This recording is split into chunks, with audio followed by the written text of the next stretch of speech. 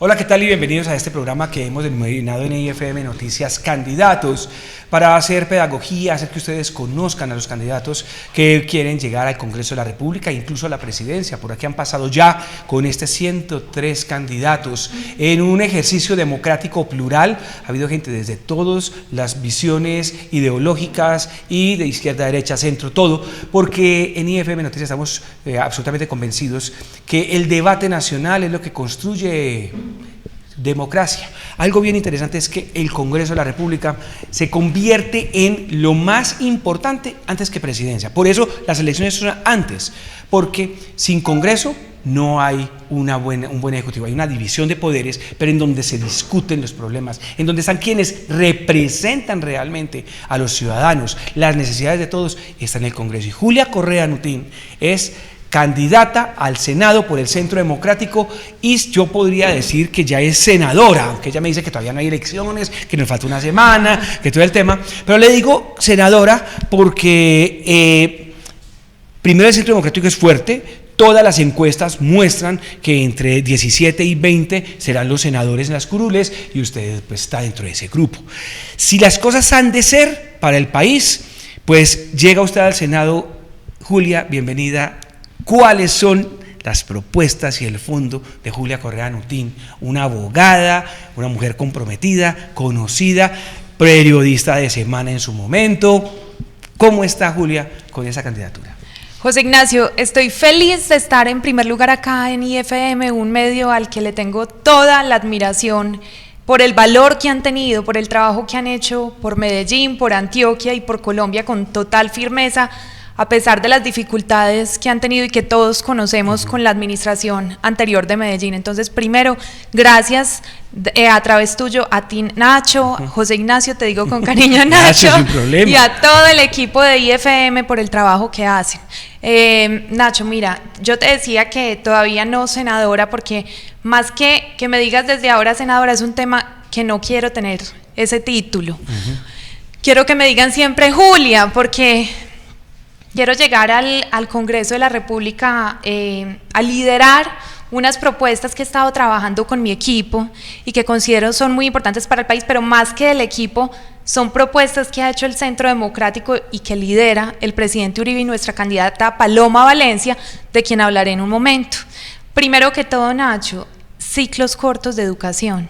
En Colombia tenemos 2.2 millones de jóvenes, o más de 2.2 millones, que ni trabajan ni estudian. Ninis. Los ninis, así es.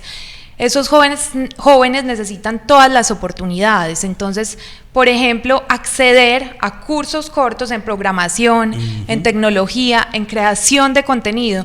Yo vengo, Nacho, de trabajar en un medio de comunicación por casi 3 años haciendo contenido, y ahí pude comprender la importancia que tiene ya en este país, en todo el mundo, la creación de contenido y las oportunidades que esa creación de contenido puede generar para los jóvenes.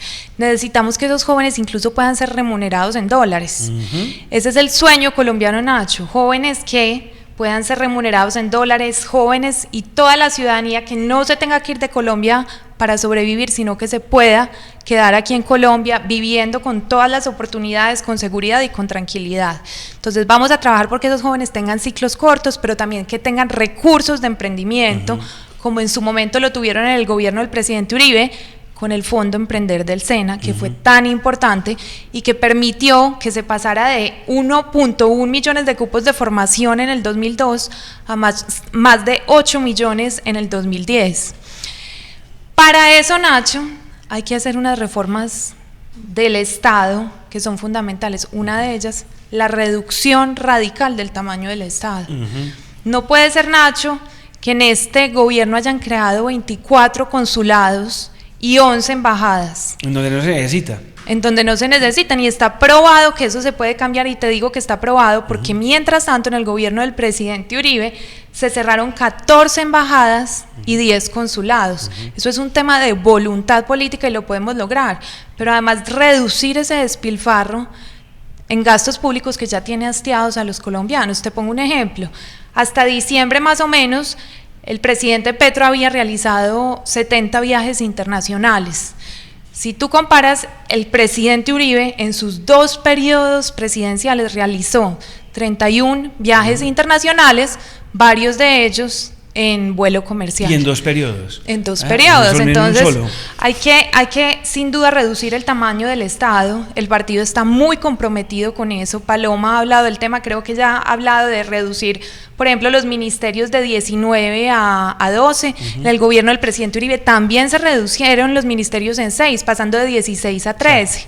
Mientras tanto, acá se creó el Ministerio de la Igualdad, con la burocracia que eso significa, de más de 700 cargos, Nacho. Entonces, ahí más hay una reflexión. Los 24.000 contratistas nuevos que previo a la ley de garantías, elecciones. Y curiosamente, gran parte de esos 24.000 puestos burocráticos están en consulados y embajadas para, ¿qué? Pregunto yo, manejar los resultados de las elecciones en el exterior, que son 1,5 millones de votos.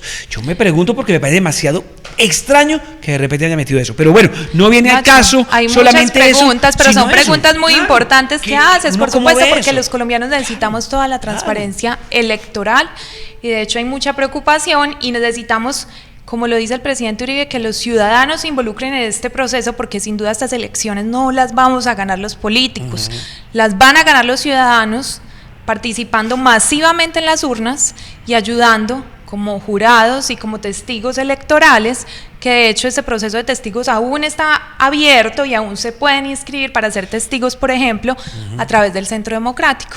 En el Centro Democrático hay un enlace para que la gente pueda ser testigo y cuidar el voto. A través de la página del partido sí. Se pueden inscribir, Nacho, o comunicarse con todos nosotros los candidatos, que tenemos la información para hacerles el enlace y que puedan ser testigos electorales. Maravilloso. Yo creo que como nunca antes habíamos visto un país tan polarizado.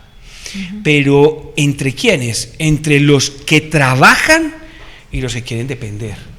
Y los que no quieren trabajar, los que quieren que el Estado les dé todo, y entonces, como el Estado le da todo, aprovechan para robar y corruptir. Es que es un gobierno absolutamente corrupto. Montó un montón de personas en instituciones, todo, y son escándalo tras escándalo, tras escándalo, tras escándalo. Muchos de ellos son congresistas. Muchos de ellos son personas que todo el mundo sabe que han estado metidos con el tema de la Guajira, que son incluso paisas, ¿sí? Claro. De partidos que supuestamente nada que ver con el pacto histórico, y están metidos ahí, y uno dice, ¿qué está pasando? Aquí hay un problema de corrupción muy profundo. Quiero que ahondemos en el tema de corrupción, porque usted desde semana siempre señalaba y mostraba y criticaba eso de manera constructiva, para que los colombianos cogiéramos reflexión de qué país realmente quieren. Son los impuestos de todos. Todos se compran un huevo, todos se compran una gaseosa, una cerveza, lo que sea, y pagan un IVA o pagan un impuesto adicional. Alguien le echa a su pobre moto para poder llevar un domicilio gasolina, tiene que pagar un impuesto, y de repente alguien se los lleva en el Estado. ¿Qué hacer y qué piensa usted para contener la corrupción? Nacho, yo creo que esto lo podemos dividir en 2 temas que tú mencionaste y que son muy claros. Uno, la corrupción, y otro, esas personas que llegan a la política para también depender del Estado, que es un modelo al que debemos anteponernos todos. Entonces, este gobierno, como bien lo dijiste, ya no sabemos cuántos escándalos de corrupción tiene. Eso todos los días casi nos despertamos con un nuevo escándalo de corrupción. Por supuesto, tiene que existir la presunción de inocencia. Varios de esos procesos ya han avanzado, pero es muy lamentable lo que ha pasado. Por mencionar algunos, empecemos con la campaña presidencial, la financiación de esa campaña, las investigaciones que se están haciendo al respecto, que ya están muy avanzadas y que involucran, por ejemplo, al gerente de la campaña, Ricardo Roa, de Ecopetrol. Y no renuncia. Y no renuncia, está ahí anclado y no renuncia. Eso es una vergüenza para el país, que la empresa más importante del país esté en manos de esta persona con todas las investigaciones que tiene. Luego el escándalo de la UNGRD, de los carrotanques, que como todos sabemos dejaron sin agua a los niños de La Guajira, el escándalo de la niñera de Laura Sarabia, el escándalo del hijo del presidente que está siendo investigado por enriquecimiento ilícito. Nacho, es que uno se pregunta, ¿se imaginan que un hijo del presidente Uribe hubiera estado investigado? Hace mucho hubieran incendiado el país. Ahí pecamos unos por otros, y no es incendiar el país. Nos deberíamos es manifestar los colombianos con mayor contundencia en las calles. Se han hecho varias marchas, pero yo creo que también nos falta más a todos poner ese granito de arena para manifestarnos ante un gobierno con todos estos escándalos de corrupción. Y tenemos pues funcionarios del gobierno que están fugados en el exterior. Bueno, mejor dicho, la lista es interminable, Nacho, y creo que, te decía, también hay un modelo que está en juego, y es ese modelo que todo lo quiere estatizar, que es una ideología, un modelo que nos lleva a convertirnos en un país comunista como Cuba y como Venezuela, donde todo depende a tal medida del Estado que terminan incluso acabando con la creatividad de las personas.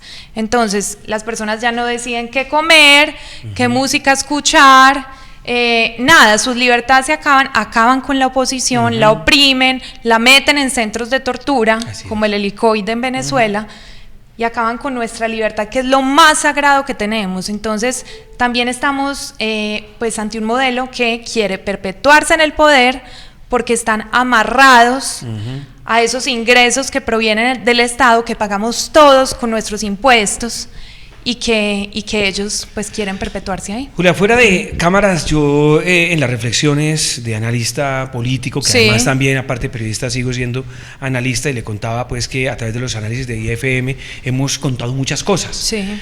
Y yo llego y hay un análisis que no lo he escrito, no lo escribimos todavía, porque todavía pues vamos en el análisis un poquito más profundo, pero cuando uno habla con la gente, con los expertos, con los abogados, con los magistrados, uno ve que este país, más que la radicalización ideológica de derecha e izquierda que nos quieren hacer creer desde los medios de comunicación tradicionales, lo que realmente estamos radicalizando es los buenos de los malos.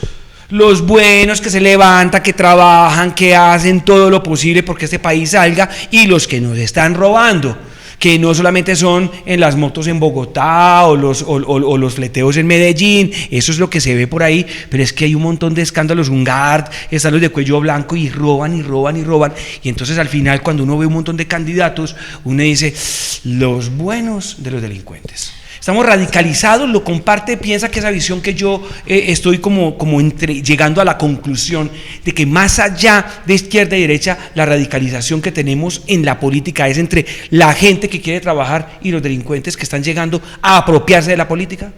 Pues Nacho, yo creo que sin duda hay una tergiversación de valores, una tergiversación que nació a partir de los acuerdos de La Habana, que llevaron a que, a pesar que muchos ciudadanos votamos no en ese plebiscito, y que a pesar de eso lo impusieron, llevaron a que actualmente tengamos congresistas que pertenecieron a ese grupo guerrillero, que cometieron delitos de lesa humanidad, por lo cual nosotros habíamos votado no en ese plebiscito. Entonces, claro que hay una polarización, porque los colombianos no podemos olvidar ese quiebre democrático, ese daño que se le hizo a la democracia, y debemos exigir. Nosotros no nos podemos quedar, como dicen muchos, no, ya pasemos la página, eso ya pasó, eso es el pasado. No, hay que recordarles a las nuevas generaciones que aquí hubo un quiebre democrático, y que necesitamos que esas personas que llegaron al Congreso, por ejemplo, respondan al país con total transparencia, con verdad, que reparen a las víctimas, porque es que no lo han hecho de manera efectiva.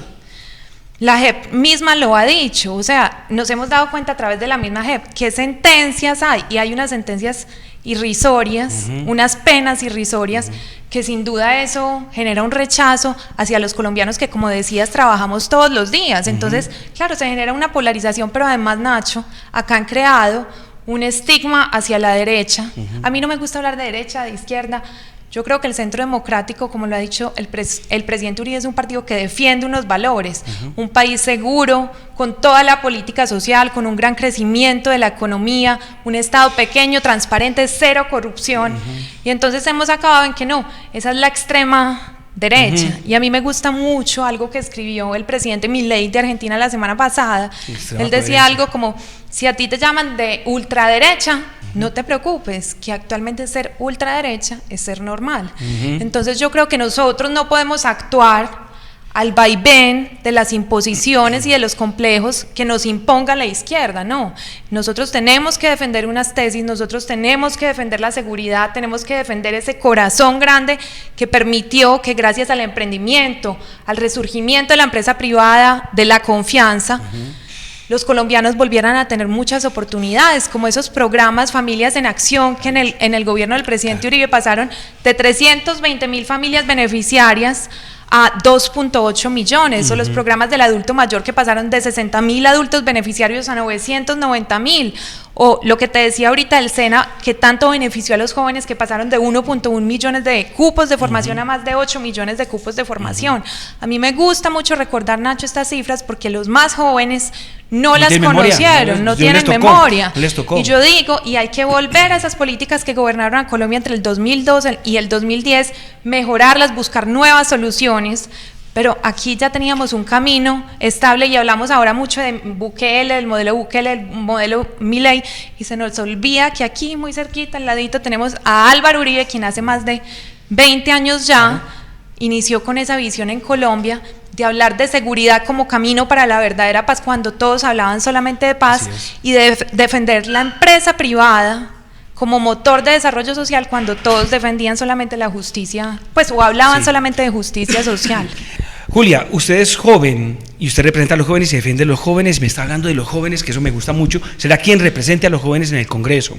Y uno empieza a ver, y yo no hablo de jóvenes, que es que los jóvenes se los llevó a la izquierda, que es que los jóvenes son ignorantes, no, yo hablo de jóvenes mal informados, porque no les tocó, y con toda esta línea y tendencia que hay de la posverdad, que es de reescribir la historia, ¿sí? Entonces están negando lo que antes pasó y lo que fueron los logros en su momento de un país que después de ser fracasado fue un país viable, y estamos otra vez a puertas de un país inviable con los temas que estamos viviendo, de la salud, de las pensiones, de un montón de cosas, con una economía, el problema fiscal, todo el asunto.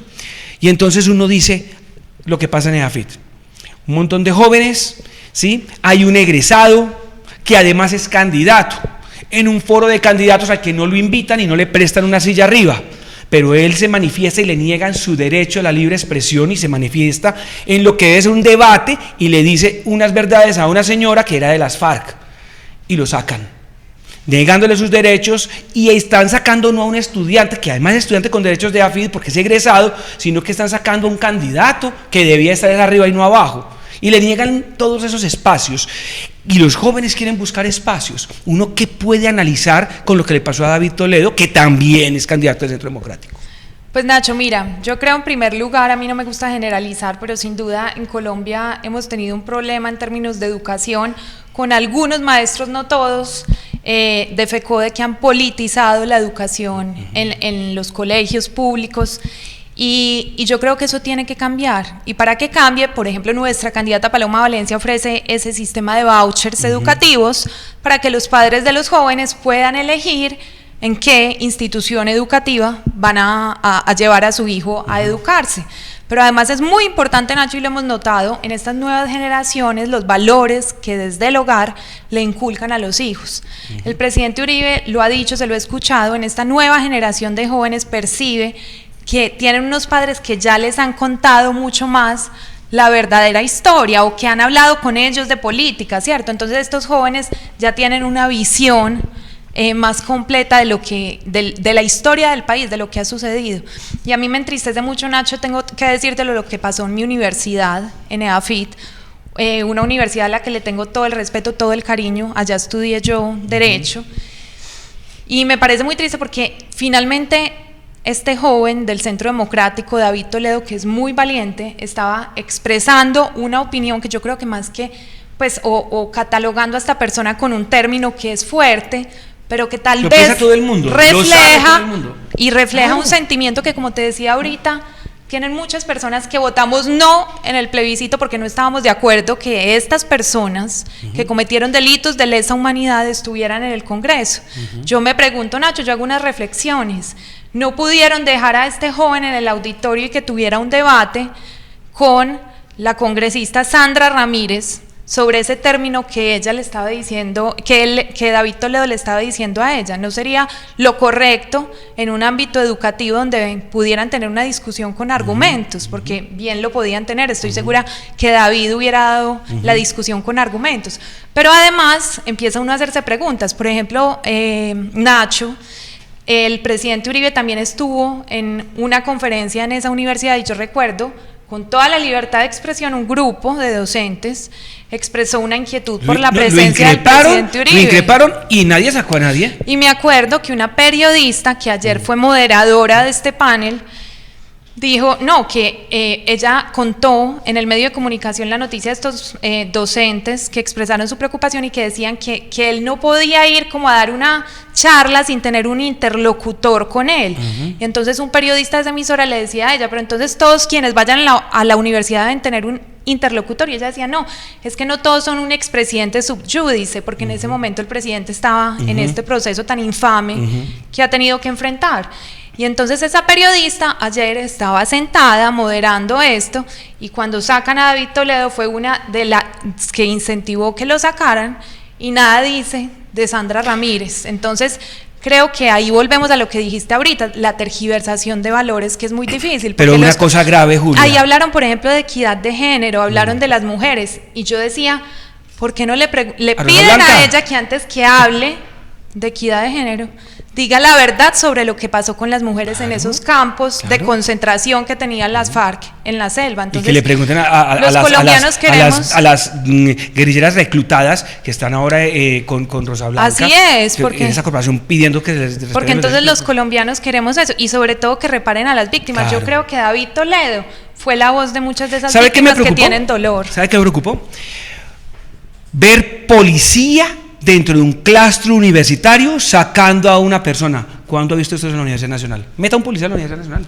¡Muéstralo! En otras instituciones, ¿cuántas veces no le han dicho, por ejemplo, paraco al presidente Uribe, y nada pasa? Yo creo que tenemos que tener un rasero igual, una coherencia, porque sin duda los colombianos también están despertando y no se van a quedar callados. Y David Toledo es uno de esos jóvenes, con otros jóvenes del partido. Por ejemplo, te menciono a uno, Tomás Piedradita, quien estuvo afuera de esa conferencia, quien también le hizo un cuestionamiento a Sandra Ramírez, que ella no respondió. Claro, no respondió.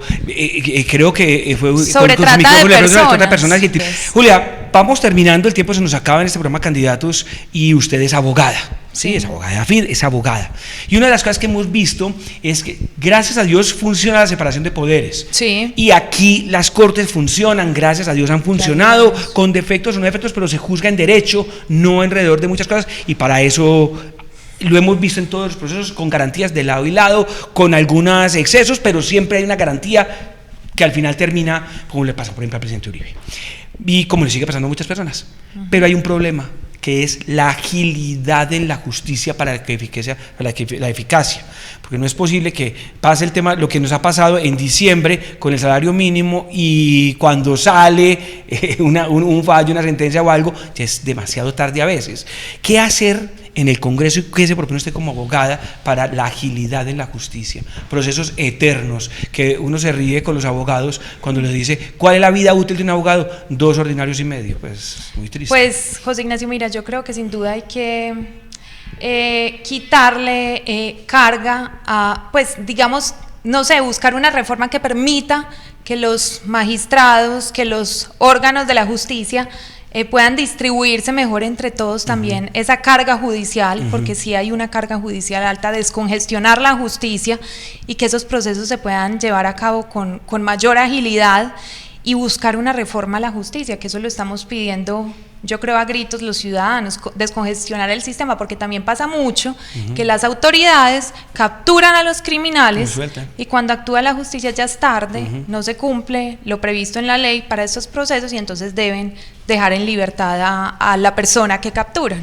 Entonces hay que hacer una reforma judicial, y para eso el Centro Democrático, no tengo dudas, tiene personas expertas en el tema en la lista, como Rafael Nieto, que permitirán que esa reforma se trabaje de la mejor manera para lograr descongestionar la justicia y que los colombianos tengamos procesos ágiles, y en el caso, por ejemplo, del salario mínimo, que siquiera me lo tocas, tengamos respuestas más rápidas. Y te digo que siquiera me lo tocas porque el Centro Democrático ha sido muy digamos, claro en el tema del salario mínimo, que digo yo es como una cascarita que puso el gobierno para que la oposición se fuera en contra, y no fue así. Este partido ha dicho, respetamos el salario mínimo, lo que hay que hacer es una rebaja sustancial de impuestos y disminuir radicalmente, como te dije, el tamaño del Estado.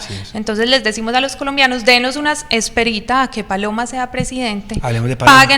Paguen los salarios mínimos. Y esta es la última pregunta, hablemos de Paloma. Sí. Bueno, Nacho, ¿Cómo ve usted en la campaña Centro Democrático a su candidata, que va para la consulta que se resuelve cuando usted va a ser senadora y la votan senadora. Así es, Nacho. Julia. Entonces aprovecho para pedirle en este momento a todos quienes están viendo este programa que nos acompañen con su voto este próximo 8 de marzo, Día de la Mujer, Día Internacional de la Mujer.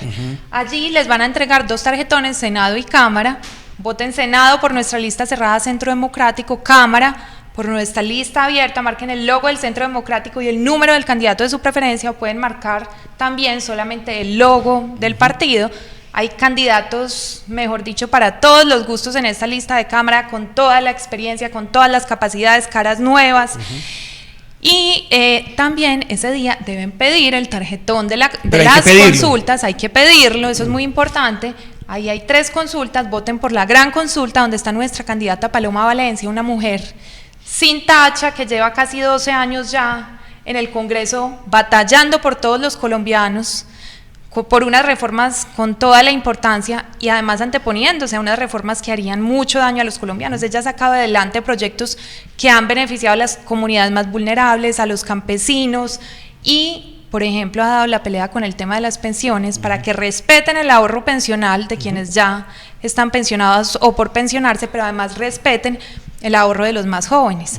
Y Paloma, además, José Ignacio, es una mujer que ha estado en el Centro Democrático desde su inicio al lado del presidente Uribe, que conoce de la A a la Z las tesis de nuestro partido y que no tengo la menor duda que las honrará, como te decía ahorita, que trabajará por un país seguro, con todo el crecimiento de la economía, con una gran política social, un Estado pequeño, transparente, 0 corrupción. Mano dura y corazón grande. Mano dura y corazón grande, así es, Nacho. Julia, gracias por estar en IFM Noticias en este programa Candidatos. Muchas gracias por el espacio y volver a invitar a los colombianos a que ejerzan su derecho al voto este 8 de marzo. En sus manos está salvar a este país del riesgo del neocomunismo en el que ya está y que tenemos la oportunidad de sacarlo de ahí. Y le prometo que cuando sea senadora ya elegida, le digo Julia. Ay, muchas gracias, Nacho. Muchas gracias. A ustedes gracias siempre por estar. Julia, gracias. Siempre Julia, ¿sí? Gracias, Nacho. A ustedes gracias por estar con nosotros en este programa de Candidatos en IFM Noticias, en donde queremos que ustedes conozcan a profundidad a aquellas personas que tienen esa labor, se han echado a la espalda de este país, quieren trabajar por él y buscan siempre lo mejor para los colombianos. A ustedes gracias por estar siempre pendientes de nosotros. Hasta la próxima.